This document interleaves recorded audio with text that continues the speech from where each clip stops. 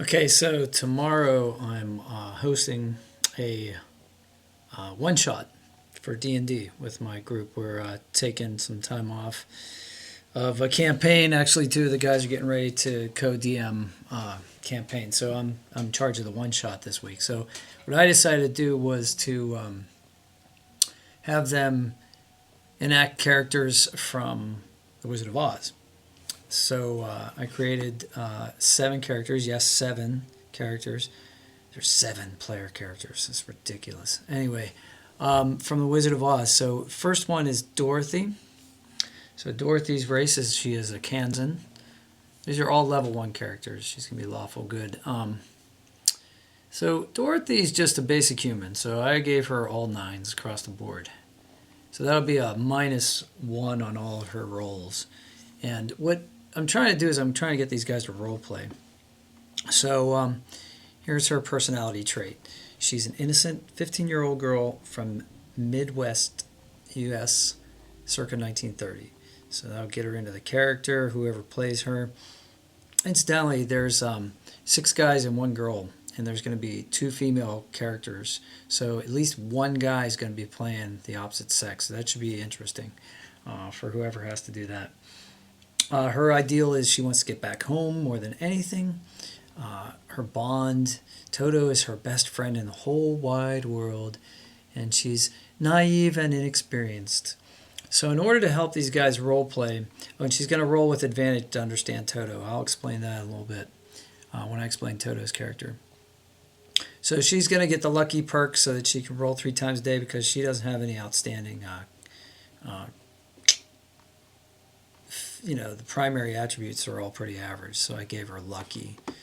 So here's the role-playing part. Okay, so every once in a while I'm going to make some of the characters make saving throws. So she's going to have to roll a wisdom saving throw, and if she fails, she's going to have to say something endearingly innocent, like, "But I'm not a witch at all."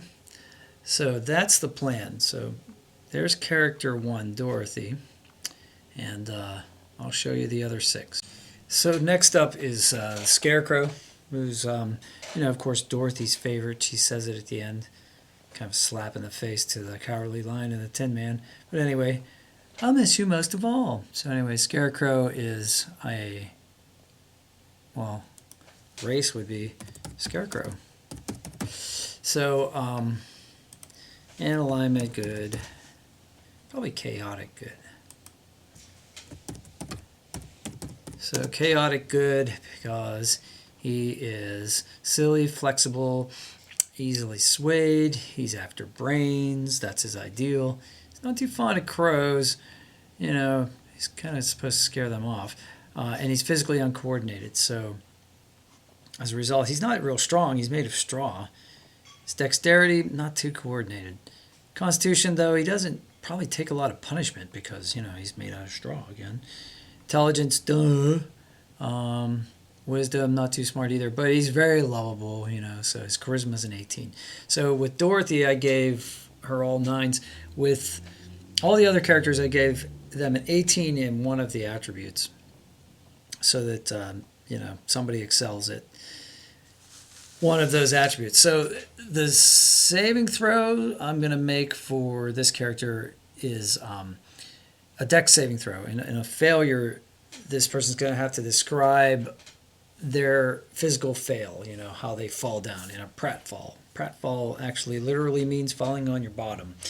But, any kind of slapstick or funny way that you can describe physical comedy is going to be the main thing here. Oh, by the way, so when the incentive for these guys to role play is that I'm going to guys and girls to give them an incentive is that when they make the rest of the characters laugh, they're going to get an inspiration point. So they're actually going to get an inspiration point. And they'll be able to use these inspiration points during the campaign or during the one-shot in order to do something extraordinary that maybe their attributes won't allow, or I'll give them advantage on a roll. But whoever has the most inspiration points at the end is going to win a prize. And I'll show you the prize after I describe the rest of the characters. So this is Toto. Toto is I would think would be the most fun to try to play. I have a couple people in mind who might be really good at this. One is definitely the best role player in the group, I think. I hope he gets it. I haven't decided yet if I'm going to lay these out on the table, if I'm going to do it randomly, if I'm going to assign them to the each person. I really haven't decided that yet. Or if I'm going to let them pick. I might let them pick. So Toto is a dog, a canid, and neutral good. So not too strong, little dog, but dexterity could probably do a backflip if you wanted to jump. Not a lot of hit points. Average intelligence, but wisdom. He's got a lot of instinct. He's got that animal instinct. He knows when danger's coming. He knows how to get out of the way, and he's cute. So he's got a high charisma. So he's very loyal. Likes to be fed, petted. And he's alert. I should give him the alert perk. Ideal is Dorothy's the master. I protect and obey her. He's got a oath of loyalty to Dorothy. Flaws, though, if he decides he wants to dig a hole or sniff something, he's going to go ahead and do that. So on his wisdom saving throw, if he succeeds on his wisdom saving throw, instead of a failure, it's a success. He's going to perceive something. So he's going to have to go investigate it. So if something smells like, a munchkin shoes, or if he sees a glint of light, an emerald or something like that, or if he hears a noise like thunder or something, he's definitely going to respond to it. And the way this is going to be the fun part, I think, the way Toto is going to communicate is Toto's going to bark, and then anybody who's within hearing range is going to make a perception check, and Toto's going to say, okay, here's what I want to do. I want to persuade somebody to follow me, or I want to alert somebody, or I want to intimidate somebody, So, so I'll give them the appropriate bonus for that over here under, these bonuses. And then after that, whoever's playing this describes it to me. And then upon success, it's going to be like the spell message. It's going to be a one-word message like food or there or fear or danger or something like that. So this should be interesting. I hope. Okay, next is Glinda, the good witch of the north. She's a witch, sorceress, good.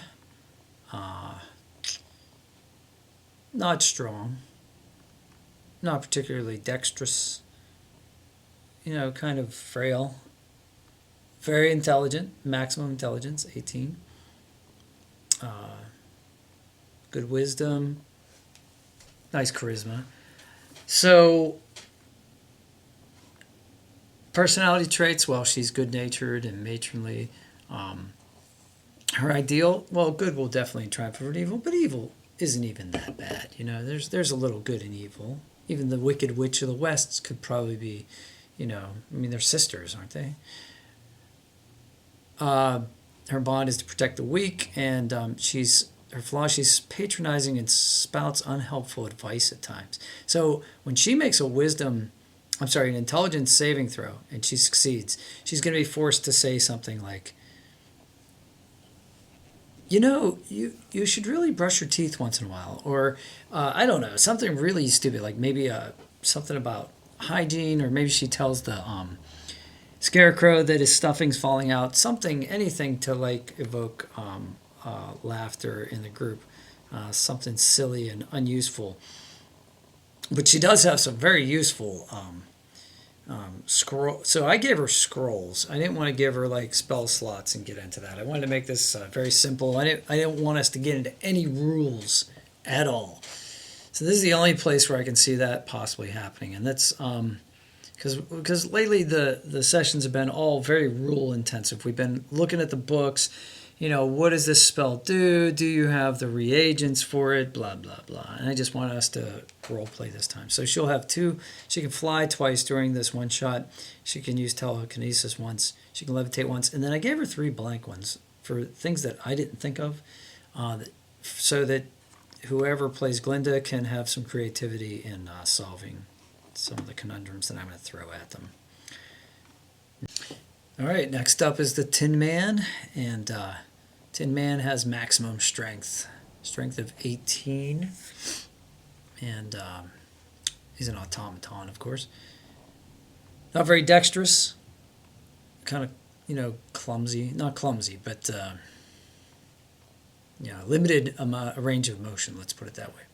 High constitution, though, could take some damage. Not too smart. Not particularly high wisdom. And not very charismatic. Actually, I have him low hit points. It's okay. Wishy-washy, pessimistic is his personality traits. He's, he doesn't have a lot of follow. He wants to follow. His bond is he wants to be able to follow through on something. And he gets discouraged easily. Can't really commit to anything. That's because he doesn't have any heart. So home is where the heart is his ideal.